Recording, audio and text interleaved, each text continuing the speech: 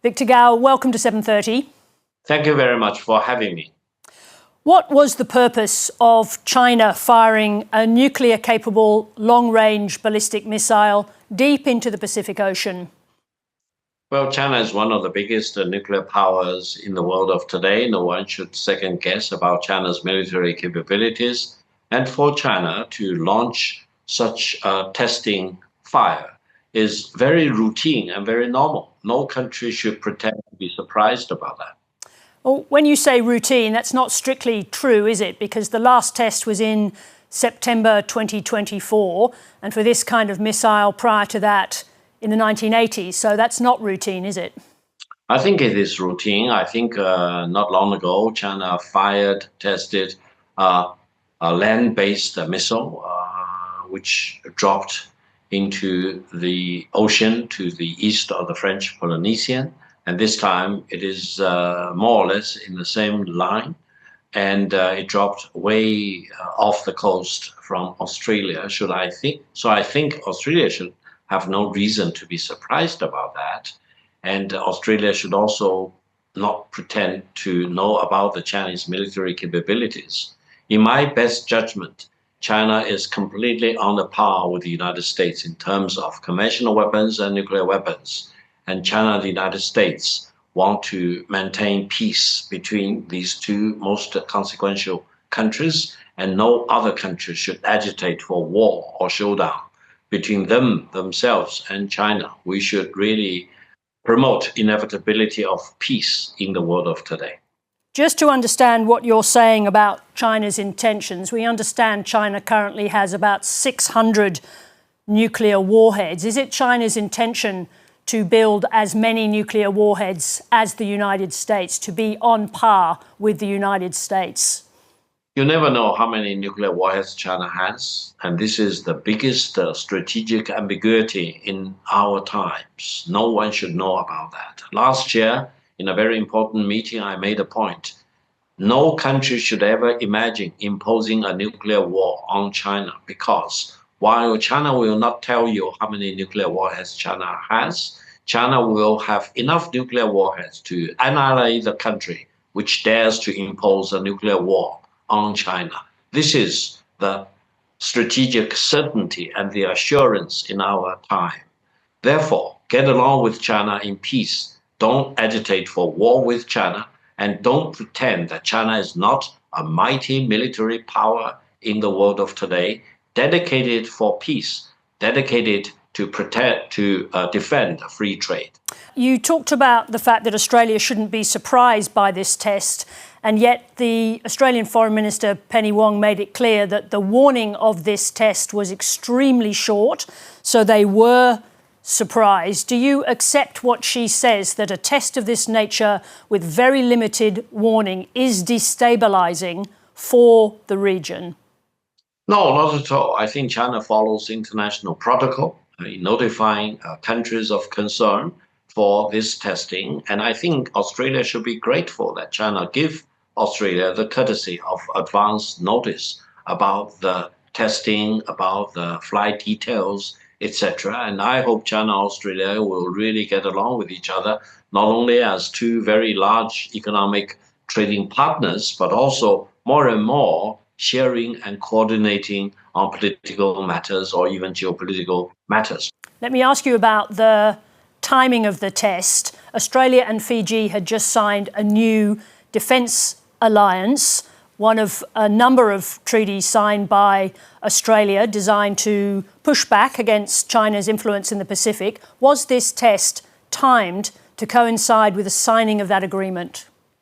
Personally, absolutely not. The testing, as far as I understand, started on July the 6th, one day before the anniversary of what we call July the 7th incident, marking the Japanese full-scale aggression of China on September the 7th, back in the 1930s.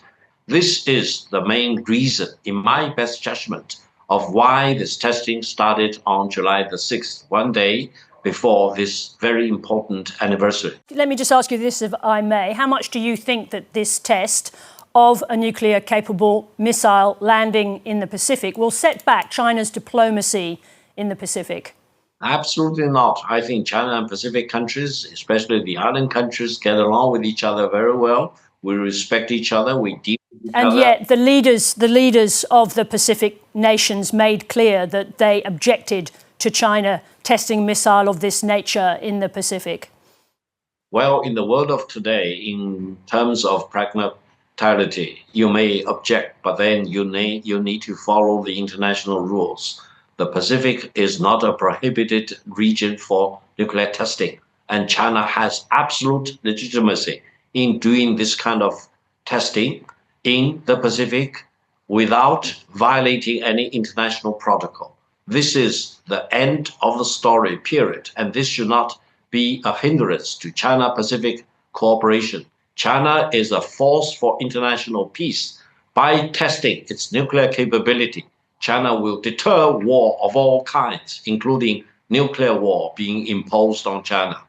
If China was sincere about this being part of China's efforts to bring peace to the world, it would seek to re-engage in international negotiations on nuclear non-proliferation, wouldn't it? Well, China wants to enter into nuclear renegotiation on the condition that the United States and Russia will agree not to use nuclear weapons against non-nuclear weapon countries, against nuclear-free zones, and not being the first country to use nuclear weapons. On that basis, I think China will be perfectly happy to enter into negotiation of any kind with Russia or the United States or both of them, but not on these conditions. China will not enter into negotiations. Do you expect that we will see further testing of long-range missiles, including airborne long-range missile testing? Is that what we'll see next? Well, China has already declared to the world its nuclear launch capabilities can touch any corner in any part of the world within 20 minutes or so. So no country should be surprised if China will do such testing in any corner of the world if China decides to do so. And no country should be an obstacle to China's testing like this. And I hope every country in the world, including Australia, should be very happy to see that China's declared nuclear policy is not to use nuclear weapon against any non-nuclear weapon country, against a nuclear-free zone, and China will never use nuclear weapon the first ahead of any other country against other countries. And China will never allow any nuclear power to impose a nuclear war on China without having that country annihilated by the Chinese nuclear capabilities. These don't sound like terribly peaceful words, but let me just ask you one question.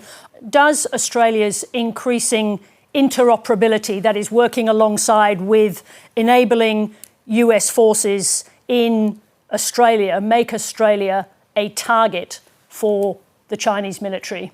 Well, at the time when AUKUS was announced, I said publicly on Australian television that Australia should really treasure the luxury of being a nuclear-free country. So my point is very simple. Treasure the nuclear-free zone, free country status for Australia, and make sure that Australia will not be involved in any nuclear confrontation. And a nuclear-powered submarine will be tantamount to be a nuclear submarine in itself, and is a major step into enriching nuclear uranium, etc., and possessing nuclear technologies to be less and less considered as a nuclear-free country. And I want to urge everyone in Australia to do the right thing. Stay away from being a nuclear power, because you do not know what will be the consequence. Thank you.